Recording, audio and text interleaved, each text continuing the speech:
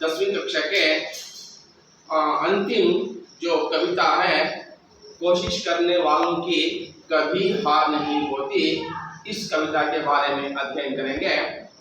मैं यह कविता तो अंतिम 17वीं कविता है, तो मैं आज सबसे पहले यह कविता पहले ही आपको पढ़ा रहा हूँ। इसका उद्देश्य यह है कि आपको वार्षिक परीक्षा में यह कविता कंठस्थ के लिए पूछी जाएगी, अर्थात 4 अंक के लिए यह कविता के 4 पंक्तियां आपको पूछे जाएंगे। इसलिए मैं प्रथम यह कविता आपको पढ़ाकर आगे के पाठ के बारे में हम अध्ययन करेंगे। तो चलिए छात्रों, आज हम सोहनलाल द्विवेदी द्वारा रचित कोशिश करने वालों की कभी हार नहीं होती यह कविता के बारे में अध्ययन करेंगे। तो सभी छात्र अपने अपनी पुस्तकें खोलकर देखें। मैं सर्वप्रथम सोहनलाल द्विवेदी जी का परिचय आपको करवाता हूँ। देखिए, सोहनलाल द्विवेदी जी सन 1988, अर्थात यदि आपको दोनों ईस्वी एक ही साथ दिए तो आपको सामान्य रूप से मालूम करना कि सर्वप्रथम ईस्वी जनन होगी और दूसरी होगी मरण। अर्थात सोहनलाल द्विवेदी जी का जन्म 1906 को हुआ और उनका मरण 1988 को हुआ। सामान्य ज्ञान मालूम हो गया आपको। तो चलिए अब देखिए, सोहनलाल द्विवेदी जी हिंदी के सुप्रसिद्ध कवि हैं। देखिए यहाँ सोहनलाल द्विवेदी जी हिंदी साहित्य क्षेत्र के एक सुप्रसिद्ध कवि कहलाते हैं। हिंदी साहित्य क्षेत्र में सोहनलाल द्विवेदी जी का नाम क्या है? सुप्रसिद्ध है। यह एक प्रसिद्ध कवि हैं। और देखिए, आपका जन्म 23 फरवरी सन 1906 को हुआ। तो चलिए लिख लीजिए सभी आप इनका जन्म यहाँ पर 23 फरवरी 1906 को इनका जन्म हुआ। 23 फरवरी 1906 को सोहनलाल द्विवेदी जी का जन्म हुआ। और आपने बनारस हिंदू विश्वविद्यालय से MA LLB की डिग्री ली और आजीविका के लिए जमींदारी तथा बैंकिंग का काम करते रहे। देखिए यहाँ पर बनारस में निहित हिंदू विश्वविद्यालय से सोहनलाल द्विवेदी जी ने 2 डिग्रियां प्राप्त की हैं, एक MA और दूसरी होगी LLB। जो हम कानून की और जानकारी प्राप्त करने के लिए हमें LLB की जानकारी होनी चाहिए। देखिए, आप जैसे लॉयर जो कोर्ट में वाद विवाद करते हैं, वो सभी LLB की डिग्री प्राप्त किए होते हैं। LLB को उन्होंने सीखा होता है। इसलिए और एक MA जो मास्टर ऑफ आर्ट्स कहते हैं, यह डिग्री भी सोहनलाल द्विवेदी जी ने बनारस के हिंदू विश्वविद्यालय से प्राप्त की है। तो लिख लीजिए, विद्याभ्यास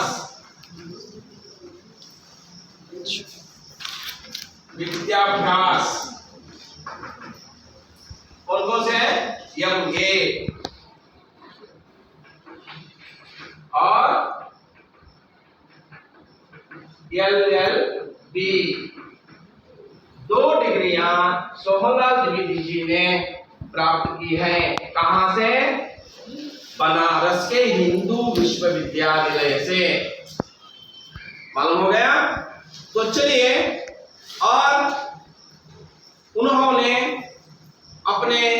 जीवन यापन के लिए कौन सा कार्य शुरू किया, अर्थात सोहनलाल द्विवेदी जी ने बनारस के हिंदू विश्वविद्यालय से 2 डिग्रियां प्राप्त की हैं। पहली है MA और दूसरी है LLB, जो उनके जीवन यापन के लिए उन्होंने जमींदारी का काम शुरू किया और बैंकिंग का काम करना प्रारंभ किया। देखिए यहाँ आज इस महंगी दुनिया में हम भी एक काम में अपना जीवन यापन करना कठिन हो जाता है। उसी तरह सोहनलाल द्विवेदी जी ने भी डिग्रियां तो प्राप्त की, परंतु उन्होंने अपने जीवन यापन के लिए जमींदारी और बैंकिंग का काम करना प्रारंभ किया। और देखिए सन 1938 से सन 1942 तक आप राष्ट्रीय पत्र दैनिक अधिकार के संपादक थे। देखिए यहाँ पर और एक महत्वपूर्ण आपको विषय मैं समझाने जा रहा हूँ। सोहनलाल द्विवेदी जी ने 1938 से 1942 तक एक राष्ट्र स्तर के पत्रिका का संपादक के रूप में काम किया। वह पत्रिका का नाम है दैनिक अधिकार। जो दैनिक अधिकार नामक पत्रिका के संपादक के रूप में सोहनलाल द्विवेदी जी ने 1938 से 1942 तक उन्होंने संपादक के रूप में काम किया। कुछ वर्षों तक आपने अवैतनिक बिना वेतन के बाल पत्रिका बाल सखा का संपादन भी किया। देखिए साथ ही साथ सोहनलाल द्विवेदी जी ने उसी समय जो बाल पत्रिका होती है, बच्चों के लिए पत्रिका होती है, बाल सखा नामक पत्रिका का संपादन भी सोहनलाल द्विवेदी जी ने किया। और एक विशेष जानकारी मैं आपको दे रहा हूं, बिना वेतन के जो बाल सखा पत्रिका का उन्होंने संपादक के रूप में कार्य किया, उस कार्य के लिए उन्होंने कोई वेतन या कोई सैलरी नहीं ली। बिना वेतन के उन्होंने इस बाल सखा पत्रिका के संपादक के रूप में कार्य किया। तो लिख लीजिए पत्रिका। देखिए इन 2 पत्रिकाओं का उन्होंने संपादक के रूप में कार्य किया। पहला है दैनिक अधिकार, पहला अधिकार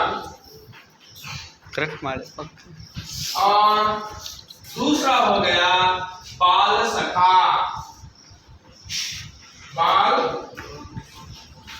बाल सखा नामक पत्रिका का संपादक के रूप में सोहनलाल द्विवेदी जी ने कार्य किया। और उन्होंने यहाँ पर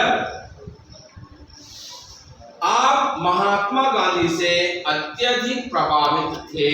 देखिए उस समय राष्ट्रपिता महात्मा गांधी जी से सोहनलाल द्विवेदी जी अत्यंत बहुत प्रभावित रहते थे।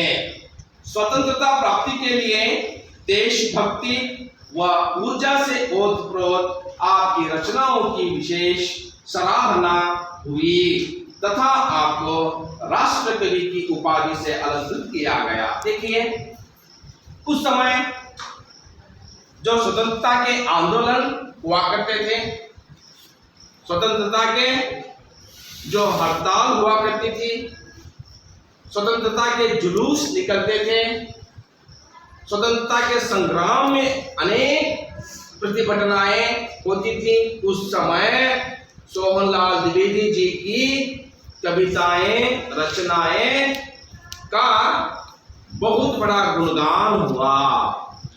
उस समय महान व्यक्तियों ने सोहनलाल द्विवेदी उन्हीं के द्वारा रची रचनाओं को पढ़कर उन्हीं की बहुत से बहुत बड़ाई की गई, उनकी तारीफ की गई, उनका गुणगान किया गया। सोहनलाल द्विवेदी जी ने कितने अच्छे रचनाओं की रचना की है। इस प्रकार उन्हें उस अद्भुत रचनाओं के लिए राष्ट्र कवि उपाधि से अलंकृत किया गया। क्या किया गया? राष्ट्र कवि नामक उपाधि से अलंकृत किया गया। देखिए, आप मैं थोड़ा बहुत आपको सामान्य जानकारी से यहाँ मैं आपको समझाना चाहता हूँ। हिंदी साहित्य क्षेत्र में राष्ट्र कवि से कौन कौन प्रचलित हैं? हिंदी साहित्य क्षेत्र में सर्वप्रथम राष्ट्र कवि मैथिली शरण गुप्त जी हैं। कौन है? मैथिली शरण गुप्त जी। आप उनका नाम याद रखना है। और भी एक कवि है, कौन है? रामधारी सिंह दिनकर जी। उन्हीं को भी हम राष्ट्र कवि कहते हैं हिंदी में। जैसे आप कन्नड़ में कहते हैं कुवेंपु, कन्नड़ में राष्ट्र कवि कौन है? कुवेंपु है, कुवेंपु। और जीएस शिवरुद्रप्पा, वह भी एक राष्ट्र कवि है। उसी तरह हिंदी साहित्य क्षेत्र में उस स्वतंत्रता संग्राम के समय में उन्हीं के द्वारा रचित उत्तम रचनाओं के माध्यम से उन्हें राष्ट्र कवि उपाधि से अलंकृत किया गया। और देखिए यहाँ से सन 1988 में राष्ट्र कवि द्विवेदी जी का देहांत हो गया। मैंने आपको पहले ही बताया है, उनका देहांत 1988 को हुआ। और आपकी प्रमुख कृतियां हैं भैरवी, वासवदत्ता, कुणाल, पूजा गीत, विषपान, युगाधार और जय गांधी। लिख लीजिए, उनके प्रमुख रचनाएं किस प्रकार हैं। यहाँ पर आपके जो कृतियां हैं,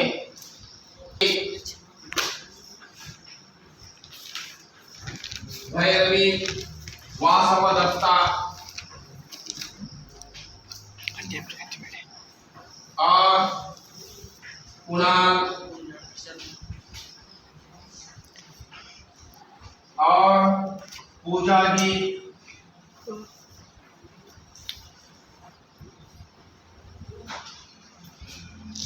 विषपान और युगाधार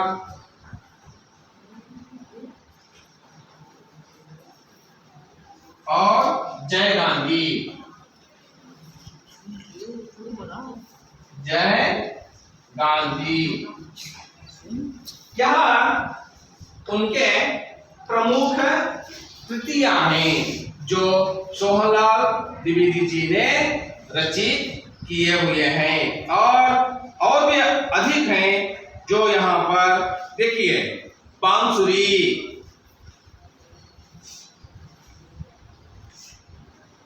झरना, आप सब लिख लीजिए। बांसुरी,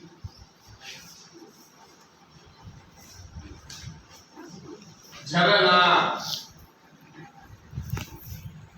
और बिगुल,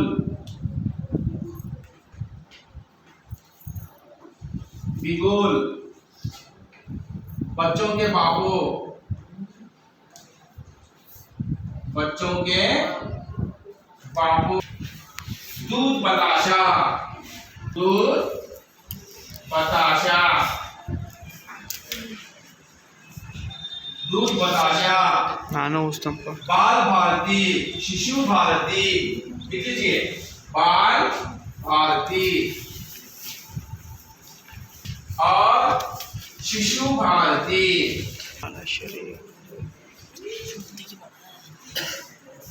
शिशु भारती, नेहरू चाचा, नेहरू चाचा, सुजाता प्रभाती, सुजाता प्रभाती आदि।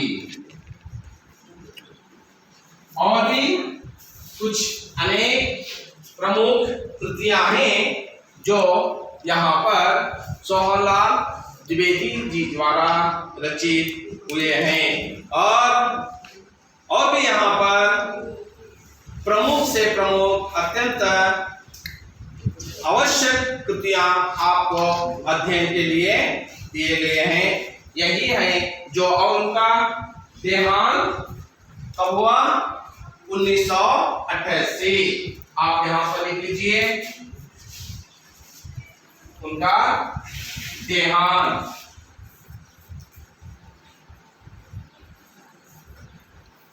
1988। 1988 में सोहनलाल द्विवेदी जी का देहांत हो गया। और यहां पर देखिए आप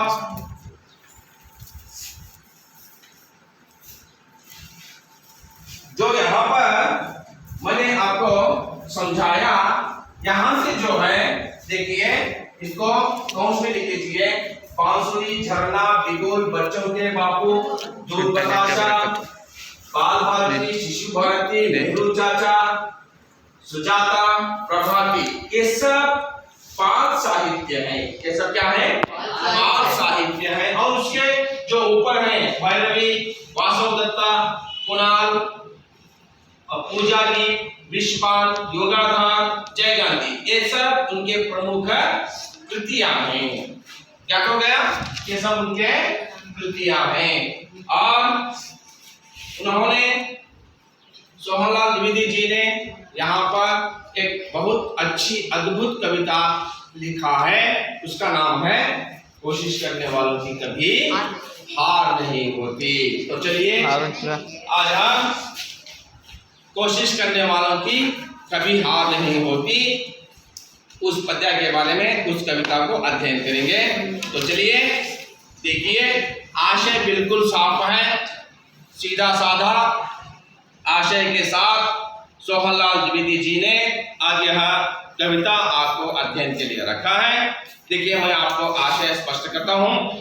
आपके पुस्तिका में आशय इस प्रकार है सोहनलाल द्विवेदी जी का। इस कविता में कवि ने यह संदेश दिया है कि सतत प्रयत्नशील व्यक्ति की निश्चित रूप से जीत होती है। समस्याओं से मुंह न मोड़कर आगे बढ़ना चाहिए। देखिए यहाँ पर एक अत्यंत महत्वपूर्ण आशय के साथ सोहनलाल द्विवेदी जी ने आपको यहाँ एक कविता अध्ययन के लिए रखा है। कौन सी यह महत्वपूर्ण आशय है? सतत प्रयत्न करने वाला व्यक्ति कभी नहीं विफल होता। सतत प्रयत्न करने वाला, निरंतर प्रयत्न करने वाला, सदा कोशिश करने वाला व्यक्ति कभी हार नहीं मानता। वह क्या होता है?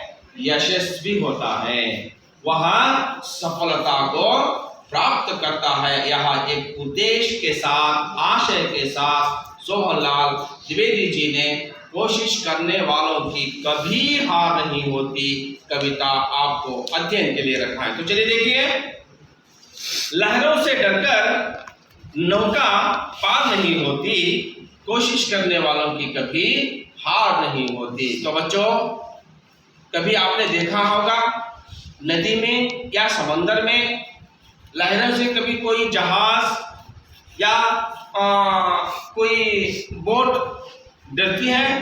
कभी नहीं डरती। अगर लहरों से वह जहाज डर गई तो अपना लक्ष्य नहीं प्राप्त कर सकती। तो उदाहरण के रूप से समझ लीजिए, आपको इस किनारे से उस किनारे तक जाना है। देखिए सब मेरी ओर देखिए, इस किनारे से उस किनारे तक जाना है, तो उसके बीच में आप जहाज से जा रहे हैं, तो उस बीच में समंदर में बहुत सारे लहरें आई होंगी। यदि आप उस लहरों को डर के पीछे गए तो आपको वही किनारा मिलेगा, आपके लक्ष्य का किनारा नहीं मिलेगा। इसीलिए यहाँ सोहनलाल द्विवेदी जी ने कहा है, लहरों से डरकर नौका पार नहीं होती, कोशिश करने वालों की कभी हार नहीं होती। हमें लहरों से नहीं डरना है। लहरें अर्थात जो आप कन्नड़ में कहते हैं अलेगड़ू, अलेगड़ू ಸಮುದ್ರದಲ್ಲಿ ಬರ್ತಾವಲ್ಲ, ಆ ತರಹ ಆ ಸಮುದ್ರದಲ್ಲಿ ಬರ್ತಕ್ಕಂಥ ಆ ಸಾಗರದಲ್ಲಿ ಬರ್ತಕ್ಕಂಥ ಅಲೆಗಳಿಗೆ ಹೆದರಿ ಏನಾದರೂ ಹಡಗು ವಾಪಸ್ ಹೋಗ್ಬಿಟ್ರೆ ತನ್ನ ಗುರಿಯನ್ನ ಮುಟ್ಟಲಿಕ್ಕೆ ಅದು ಆಗೋದಿಲ್ಲ ಎಂಬ ಮಾತನ್ನ ಇಲ್ಲಿ ಸೋಹನ್ಲಾಲ್ ಜಿ ಅವರು ಹೇಳ್ತಾ ಇದ್ದಾರೆ. तो चलिए आगे देखिए, नन्ही चींटी जब दाना लेकर चलती है चढ़ती दीवारों पर 100 बार फिसलती है। मन का विश्वास रगों में साहस भरता है, चढ़कर गिरना गिरकर चढ़ना न अखरता है। आखिर उसकी मेहनत बेकार नहीं होती, कोशिश करने वालों की कभी हार नहीं होती। देखिए बच्चों, यहाँ पर एक चींटी का उदाहरण देकर द्विवेदी जी ने आपको समझाने का प्रयास किया है।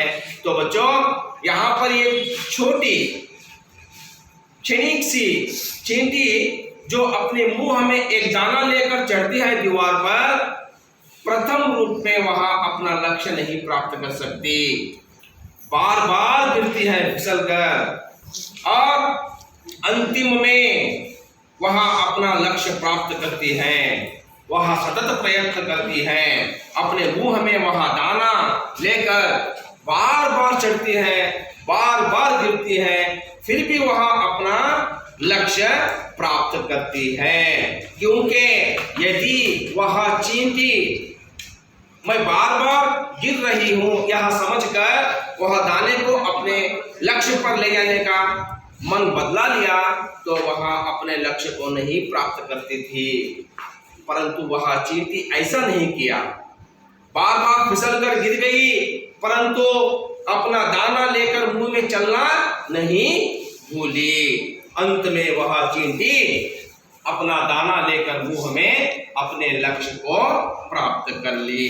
ನೋಡಿ ಮಕ್ಕಳೇ, ಇವಾಗ ಆ ಸಣ್ಣ ಇರುವೆಯನ್ನ, ಚೀಂಟಿ ಅರ್ಥಾತ್ ಇರುವೆ, ಆ ಒಂದು ಇರುವೆ ತನ್ನ ಬಾಯಿಯಲ್ಲಿ ಒಂದು ಅನ್ನದ ಅಥವಾ ಜೋಳದ ಅಗಲವನ್ನ ಹಿಡ್ಕೊಂಡು ಗೋಡೆಯ ಮೇಲೆ ಹತ್ತಿ ತನ್ನ ಒಂದು ಗುರಿಯನ್ನ ಮುಟ್ಟಬೇಕಾದರೆ ಒಂದೇ ಸಾರಿ ಹೋಗ್ಬಿಟ್ಟು ಅದರ ತನ್ನ ಗುರಿಯನ್ನ ಮುಟ್ಟೋದಿಲ್ಲ, ಅನೇಕ ಬಾರಿ ಕೆಳಗಡೆ ಬೀಳುತ್ತೆ, ಆ ಬಾಯಿಯಿಂದ ಆ ಅಗಳು ಕೆಳಗಡೆ ಬೀಳುತ್ತೆ, ಮತ್ತೆ ಆ ಇರುವೆ ಆ ಬಾಯಿಯಲ್ಲಿ ಆ ಅಗಳನ್ನ ಹಿಡ್ಕೊಂಡು ಮತ್ತೆ ಆ ಗೋಡೆಯನ್ನ ಹತ್ತಕ್ಕೆ ಪ್ರಯತ್ನ ಮಾಡುತ್ತೆ, ಪದೇ ಪದೇ ಬೀಳುತ್ತೆ, ಪದೇ ಪದೇ ಪ್ರಯತ್ನ ಮಾಡಿ ಮಾಡಿ ಮಾಡಿ ಕೊನೆಗೆ ಆ ಇರುವೆ ಏನ್ ಮಾಡುತ್ತೆ, ತನ್ನ ಗುರಿಯನ್ನ ಮುಟ್ಟುತ್ತೆ. ಇದಕ್ಕೆ ಹೇಳೋದು ಏನು, ನಿರಂತರ ಪ್ರಯತ್ನ ಎಲ್ಲ ಸಾಧ್ಯ ಎಂಬುದನ್ನ ಇಲ್ಲಿ सोहनलाल द्विवेदी जी ಹೇಳಿದ್ದಾರೆ।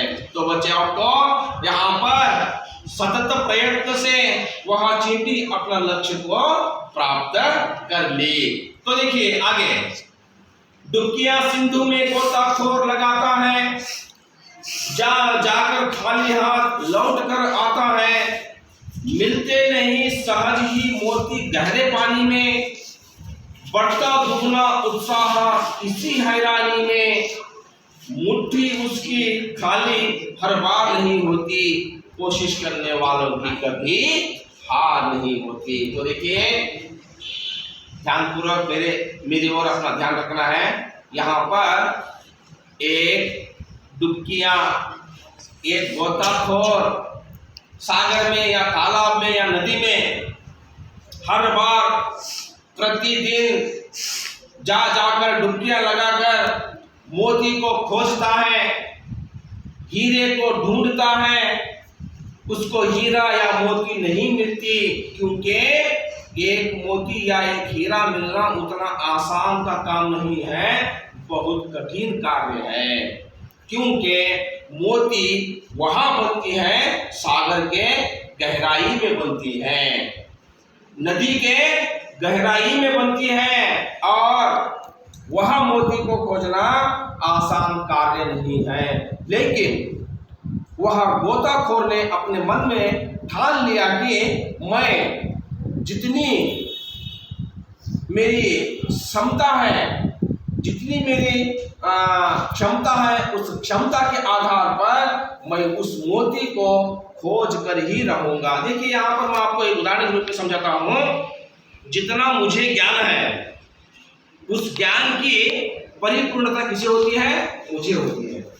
जितना मुझ में ज्ञान है उस ज्ञान की क्षमता मैं जानता हूँ, इसीलिए यह गोताखोर को पता था मैं बहुत बड़ा क्या हूँ, गोताखोर हूँ, मैं समंदर के पानी का ज्ञान रखता हूँ। इसलिए वह गोताखोर हर दिन जाता था, प्रतिदिन जाता था, सागर में समंदर में डुबकियां लगाता था, मोती को खोजता था, खाली हाथ वापस घर लौट जाता था। परंतु एक दिन वहां गोताखोर ने मोती को खोज ही लिया। उसके हाथ में एक दिन मोती मिल गई और वह बहुत खुश हुआ और वह समझा निरंतर प्रयत्न करने वाला कभी हार नहीं। ನಾನು ಒಂದು ಹೇಳಿದ್ರೆ ಇಷ್ಟಪಡ್ತಾ ಇದ್ದೀನಿ, ಇದೇ ಕನ್ನಡದಲ್ಲಿ ಹೇಳ್ತಾ ಇದ್ದೀನಿ ನಾನು ಇವಾಗ. ಒಬ್ಬ ಈಜುಗಾರ, ಗೋತಾಖೋರ್ ಅಂದ್ರೆ ಈಜುಗಾರ, ಈಜು ಅದರಲ್ಲಿ ಪರಿಣಿತಿಯನ್ನು ಹೊಂದಿರುವಂತಹ ಒಬ್ಬ ವ್ಯಕ್ತಿ ಪ್ರತಿದಿನ ಸಮುದ್ರದಲ್ಲಿ ಒಂದಾಗಿರ್ಬೋದು, ನದಿ ಆಗಿರ್ಬೋದು, ಹೊಳೆ ಆಗಿರ್ಬೋದು, ಅದರಲ್ಲಿ ಹೋಗ್ಬಿಟ್ಟು ಪ್ರತಿದಿನ ಈಜಾಡ್ತಾನೆ, ಆಳವಾಗಿ ಹೋಗ್ತಾನೆ. ಏನು ಹುಡುಕಕ್ಕೆ? ಮುತ್ತು ರತ್ನ ಹವಳವನ್ನ ಹುಡುಕಕ್ಕೆ ಹೋಗ್ತಾನೆ. ಪ್ರತಿದಿನ ಹೋಗ್ತಾನೆ. ಅವನಿಗೆ ಸುಲಭವಾಗಿ ಸಿಕ್ಬಿಡ್ತಾ ಅದು. ಮುತ್ತು ರತ್ನ ಹವಳ ಯಾವಾಗಲೂ ಬೇರೆನೆ ಸಿಗಲ್ಲ, ಅತ್ಯಂತ ಆಳವಾಗಿರ್ತಕ್ಕಂಥ ಸ್ಥಳದಲ್ಲಿ ಇರುತ್ತೆ, ಸಮುದ್ರದಲ್ಲಿ ಬಹಳ ಆಳವಾಗಿರ್ತಕ್ಕಂಥ ಸ್ಥಳದಲ್ಲಿ ಇರುತ್ತೆ. ಆದರೂ ಕೂಡ ತನ್ನ ಒಂದು ಸಾಮರ್ಥ್ಯದ ಬಗ್ಗೆ ಆ ಈಜುಪಟು ಏನಿತ್ತು ಗೊತ್ತಿತ್ತು. ಈಗ ನೋಡಿ, ನಿಮ್ಗೆಲ್ಲ ನಿಮ್ಮ ಸಾಮರ್ಥ್ಯದ ಬಗ್ಗೆ ನಿಮ್ಗೆ ಗೊತ್ತಿರುತ್ತೆ. ನನ್ನ ಜ್ಞಾನ ಎಷ್ಟಿದೆ, ಇವಾಗ ನನಗೆ ಫಾರ್ ಎಕ್ಸಾಂಪಲ್ ನನ್ಗೆ ಎಷ್ಟು ತಿಳುವಳಿಕೆ ಇದೆ, ನನ್ಗೆ ಎಷ್ಟು ಜ್ಞಾನ ಇದೆ, ನನ್ಗೆ ಎಷ್ಟು ಬುದ್ಧಿ ಇದೆ, ನನಗೆಲ್ಲ ಗೊತ್ತಿರುತ್ತೆ, ಹೌದಾ? ಅದೇ ತರಹ ಆ ಈಜುಪಟು ಕೂಡ ನನ್ನ ಈಜುವಿನ ಬಗ್ಗೆ ನನಗೆ ಸಾಮರ್ಥ್ಯ ಇದೆ. ನಾನು ಹೆಂಗಾದ್ರೂ ಮಾಡಿ ಒಂದಲ್ಲ ಒಂದು ಸಾರಿ ಆ ಮುತ್ತು, ಆ ರತ್ನ, ಆ ಹವಳವನ್ನು ನಾನು ನನ್ನದಾಗಿಸಿಕೊಳ್ಳೇಬೇಕು ಎಂಬ ಉದ್ದೇಶದಿಂದ ಪ್ರತಿದಿನ ಹೋಗ್ಬಿಟ್ಟು ಅವನು ಹೋಗೋದು, ಬರಿಗೈಲಿ ವಾಪಸ್ ಬರೋದು, ಹೋಗೋದು, ಹುಡುಕೋದು, ಸುಸ್ತಾಗೋದು, ಬರಿಗೈಲಿ ವಾಪಸ್ ಹೋಗೋದು, ಹೀಗೆ ಮಾಡಿ ಮಾಡಿ ಮಾಡಿ ಕೊನೆಗೆ ಒಂದು ದಿನ ಅವನು ಆ ಮುತ್ತು ರತ್ನವನ್ನ ಹುಡುಕೇ ಬಿಟ್ಟ. ಇಲ್ಲಿ ನಿಮ್ಗೆ ಏನರ್ಥ ಆಗುತ್ತೆ? ಸತತ ಪ್ರಯತ್ನ. ಒಂದಿನ ಸಿಗ್ಲಿಲ್ಲ, 2 ದಿನ ಹೋಗಿಲ್ಲ, ನನಗೆ ಬಿಡಪ್ಪ ಹೋಗಿದ್ದ, ನಾನು ಸಿಗ್ಲೇ ಇಲ್ಲ, ಈ ಭಾವನೆ ಅವನಲ್ಲಿ ಬರಲಿಲ್ಲ. ನಿರಂತರವಾಗಿ ಅವನು ಪ್ರಯತ್ನ ಮಾಡ್ದ, ಸತತವಾಗಿ ಅವನು ಪ್ರಯತ್ನ ಮಾಡಿದ. ಕೊನೆಗೆ ಒಂದು ದಿನ ಅವನಿಗೆ ಏನ್ ಸಿಕ್ತು? ಆ ಮುತ್ತು ಹವಳವನ್ನ ಅವನಿಗೆ ಸಿಕ್ತು ನಾವಿಲ್ಲೇ ಹೇಳಬಹುದು. ಹಾಗೆ देखिए अंतिम जो है, असफलता एक चुनौती है, इसे स्वीकार रह गई देखो और सुधार। जब तक न सफल हो नींद चैन को त्यागो तुम, संघर्ष का मैदान छोड़कर मत भागो तुम, कुछ किए बिना ही जय जयकार नहीं होती, कोशिश करने वालों की कभी हार नहीं होती। देखिए यहाँ पर अंतिम में सोहनलाल जी कहते हैं, यदि असफलता एक चुनौती के रूप में आपने स्वीकार किया तो कोई भी असफलता इस संसार में नहीं होगी। समझ रहे हो मेरी बात को? यदि आपने असफलता को ही एक चुनौती के रूप में स्वीकार किया तो आप कभी भी असफलता नहीं होंगे, अर्थात आप सफलता ही सफलता प्राप्त करते चले जाएंगे। इसीलिए आपको क्या करना है? असफलता को एक चुनौती के रूप में स्वीकार करना है। मैं किस लिए असफल हो रहा हूं? क्या कमी है मेरे में? मैं कहां पर गिर रहा हूं? क्यों मुझे असफलता प्राप्त हो रही है? इन सब सवालों का जवाब तुम्हारे पर ही निर्भर होता है। इसीलिए सोहनलाल जी ने कहा है, असफलता एक चुनौती है, इसे स्वीकार करो, चुनौती के रूप करना है। और ये यहाँ पर क्या कमी रह गई? कहाँ पर कमी है मुझ में? असफलता जो मैं हो रहा हूँ बार बार, जो मुझे असफलता मिल रही है बार बार, किस लिए मिल रही है? क्या मुझ में कमी है? उसका आपको क्या करना है? खोज करना है, उसकी खोजबीन करना है। जब खोजबीन आपने किया, उसका पता आपने लगा लिया, तो आपको क्या करना है? उस कमी को दूर करने का प्रयास करना है। क्या कमी रह गई देखो और सुधार करो। क्या कमी रह गई देखो और सुधार करो। जब तक न सफल हो नींद चैन को त्यागो तुम। जब तक आपने उस सफलता की ओर नहीं बढ़ना तब तक आपको चैन से नहीं रहना है, नींद नहीं करना है। उसी तलाश में, उसी कमी में आपको सदा प्रयत्न करते रहना है। पर जब तक न सफल हो नींद चैन को त्यागो तुम। संघर्ष का मैदान छोड़कर मत भागो तुम। यदि आपने यह मुझसे नहीं होगा, वह एक संघर्ष समझकर, वह एक कठिनता समझकर आपने उस ओर बढ़ने का प्रयास नहीं किया तो आप कभी भी सफलता को प्राप्त नहीं करेंगे। इसीलिए आज नहीं तो कल आपको वहां संघर्ष करना ही है। यदि आप इस समय वहां संघर्ष को प्राप्त नहीं किया तो आगे भी वहां संघर्ष को आपने ही करना है, कोई दूसरा तो नहीं करेगा, आप ही को वहां संघर्ष करना है। इसलिए कल का संघर्ष क्यों सोचना है, कल का संघर्ष आज ही वह संघर्ष को आपने पार करना है। इसीलिए कहा है कुछ किए बिना ही जय जयकार नहीं होती, कोशिश करने वालों की कभी हार नहीं होती। ನೋಡಿ ವಿದ್ಯಾರ್ಥಿಗಳೇ, ಅಸಫಲತಾ ಎಂಬುದು ಒಂದು ಸವಾಲಾಗಿ ನೀವು ಸ್ವೀಕರಿಸಬೇಕು। ಆ ಸವಾಲಾಗಿ ಸ್ವೀಕರಿಸಿ ಎಲ್ಲಿ ನಾನು ಇಡುತ್ತಾ ಇದ್ದೇನೆ, ಎಲ್ಲಿ ನನ್ನ ಕೊರತೆಗಳು ಇದ್ದಾವೆ ಅದನ್ನ ನೀವು ಪತ್ತೆ ಹಚ್ಚಬೇಕು। ಅದನ್ನ ಪತ್ತೆ ಹಚ್ಚಿದ ಮೇಲೆ ಅದನ್ನ ಸುಧಾರಣೆ ಮಾಡ್ಕೊಳ್ಳಕ್ಕೆ ನೀವು ಪ್ರಯತ್ನ ಮಾಡಬೇಕು, ಸತತವಾಗಿ ಪ್ರಯತ್ನ ಮಾಡಬೇಕು। ಆವಾಗ ನಿಮ್ಗೆ ಏನಾಗುತ್ತೆ, ಯಾವುದೇ ಸಂಘರ್ಷ ಬಂದರೂ ಕೂಡ ಎದುರಿಸುವಂತಹ ಶಕ್ತಿ ನಿಮ್ಮಲ್ಲಿ ಉದ್ಭವವಾಗುತ್ತೆ। ಹಾಗಾಗಿ ಮುಂದೆ ನೀವು ಸಂಘರ್ಷ ಮಾಡುವಂತಹ ಕೆಲಸವನ್ನ ಇವತ್ತೇ ಸಂಘರ್ಷ ಮಾಡಿ। ಇವತ್ತ ಫಾರ್ ಎಕ್ಸಾಂಪಲ್ ಆಗಿ ಹೇಳಿದ್ರೆ ನಿಮ್ಗೆ ಏನಪ್ಪ SSLC ಎಕ್ಸಾಮ್ ಬರೆಯೋದು, ಬೋರ್ಡ್ ಎಕ್ಸಾಮು ಟಫ್ ಇರುತ್ತೆ, ಹಾಗಿರುತ್ತೆ ಅಂತ ಹೇಳಿ ಬಿಟ್ಬಿಡಿ। ಮುಂದೆ SSLC ಎಕ್ಸಾಮ್ ನೀನೇ ಬರೀಬೇಕಾ, ಬೇರೆ ಬರೀಬೇಕು? ನೀನೇ ಬರೀಬೇಕು, ನೀನೇ ಬರೀಬೇಕು, ನೀನೇ ಉತ್ತೀರ್ಣರಾಗಬೇಕು, ನೀನೇ ಒಳ್ಳೆ ಅಂಕವನ್ನ ತಗೋಬೇಕಾಗುತ್ತೆ।